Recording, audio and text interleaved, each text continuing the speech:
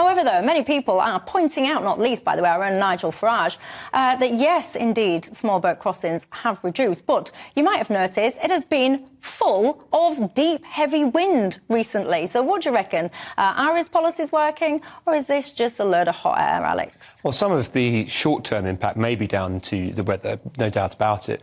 But the other thing that's undeniable, in my view, is that his policies have realised success in at least one quarter, which is the number of Albanians coming by small boat has dramatically reduced. The numbers overall are bad this year. They're bad, and they've been getting worse.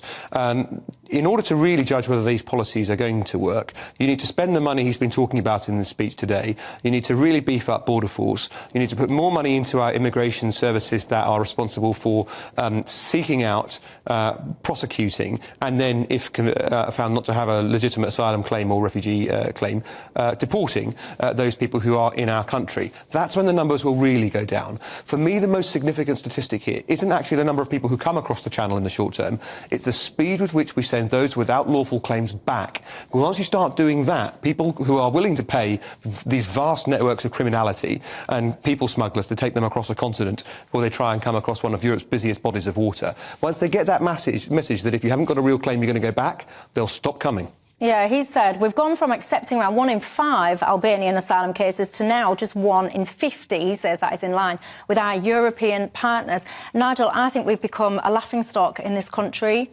You know, you've got situations now, we were discussing it on my programme on Friday, where you've got people apparently, you know, desperately trying to protect their own safety, while simultaneously sitting in this country having received a welcome and money and support and all the rest of it, sitting there picking and choosing. I don't want that bedroom. I don't want to share a room with him and all the rest of it. I do. I think it's gone beyond a joke now. And I'm not sure that Rishi Sunak celebrating this tiny little win is anything to be celebrated right now. I think the way to go, the length of the road we've got to walk is incredibly vast. No, I think Nigel Farage is right. It's the weather that stopped people coming over. Let's see where we are come August and when things are calmer. I mean, the kind of things that Rishi Sunak was hailing today as a success were getting down the backlog of asylum seekers. He's got it down by 1 in 10. I mean, 17,000 sounds like a good figure, but there are 175,000 they've still got to process. He's right. I think Alex has made a good point about the Albanians, that it does look as if the fact we've got a returns deal with Albania has made a difference, in which case, why is Rishi Sunak not now redoubling his efforts to get the returns agreements with European countries, which we lost through Brexit? Do you think we should have any instance at all where any asylum claim is even remotely considered from any country which is not a kind of serious war or serious decline or whatever? So a relatively safe country, blanket rule, 0 asylum claims process. Well, I mean, the only way you can actually make a claim for an asylum is if you can't go back to your home country. So it's likely to be war, famine, you're being persecuted or whatever. And that's the whole point about them coming over here, to actually prove that they are genuine asylum seekers. Every refugee starts out as an asylum seeker. Not every asylum seeker turns out to be a refugee. What we need to do more than anything else is change the system where they have to be physically in Britain to claim asylum. That would be the best way of stopping. So you would have a system or a 10 or a body or whatever it is in Calais doing some of this process? Well, it doesn't matter where it is. I mean, you either do it through through refugee camps, as we did with Syrian refugees. You process them there. If embassies and consulates were able to cope with those processing, but either way, you process offshore.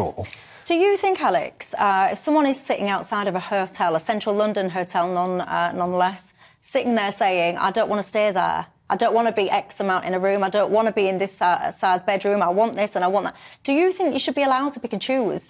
I generally don't. I'm going to sound like a beating heart. I do realise that there are certain elements of ethnic strife amongst people who come here and claim asylum and refugee status. And if you had 2 people in a single room on bunk beds, one above and one below, who came from opposite sides of an ethnic divide that had led to a terrible civil war, I can see why that might not be advisable. But generally speaking, no, you shouldn't be able to pick and choose. I I know plenty of people who've been backpacking and stayed 4 to a room or more in hotels for lengthy periods of time. The point is, people, if you don't want to stay in a hotel like that, it's down to a preference in the end. You don't like it very much.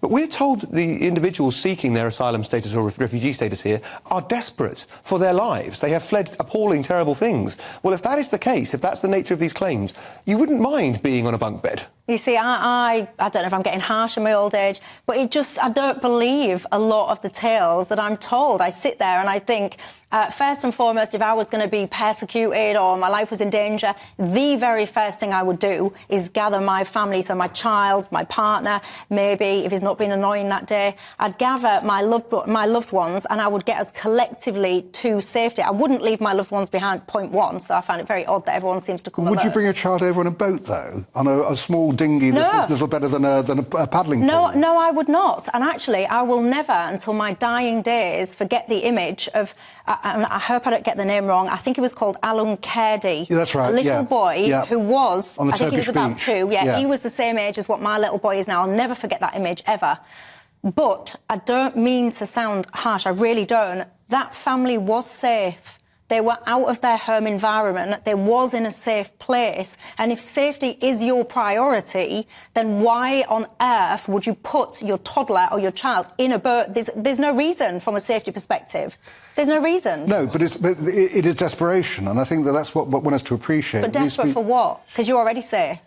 Well, you're not really safe. I mean, in France? If they'd applied for asylum in France, then that's fine. And that's what the returns agreement would have done, by the way. They wouldn't have been able to apply for asylum. No, but they asked, if if their primary concern is safety, then you've ticked that box. By the time they're on the north coast of France, they're not desperate. Well, if they're living in a tent in Calais, they probably are. So they're in a safe country. They can apply for asylum there. Well, they could apply for asylum there. In fact, they would have actually passed through if they've come from somewhere in the Middle East.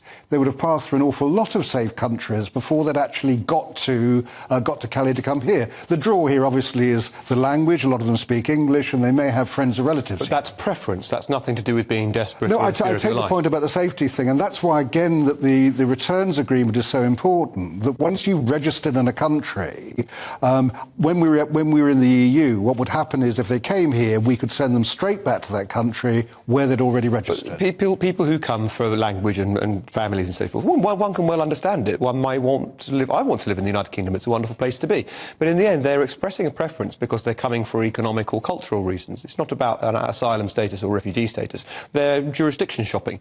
I can understand it, but it shouldn't be allowed. No, but I mean, it's not really necessarily a French problem or a German problem or whatever. It's all our problems. I mean, these are people, if you accept the fact that we should be looking after genuine asylum seekers, it means that every country must play its part in doing that. So the idea that they've got to France, therefore they mustn't cross to Britain, seems to be abdicating our responsibilities by just leaving them in France. It's not abdicating responsibilities, it's just facing up to the reality that as soon as someone's safe, if they then choose to continue their journey onward, then you've come out of that threshold for, right, I'm desperate for my life now, and now you are selecting your own life. You'll never convince me, I'm afraid, Nigel, because I don't... I'll keep trying though. Yeah, but it doesn't... You would not. I don't know, I'll ask you at home, you guys know what you're talking about. Would you ever leave your children, your wife, your family, if genuinely, you thought that they were at risk of persecution and torture and things like that? I would not ever,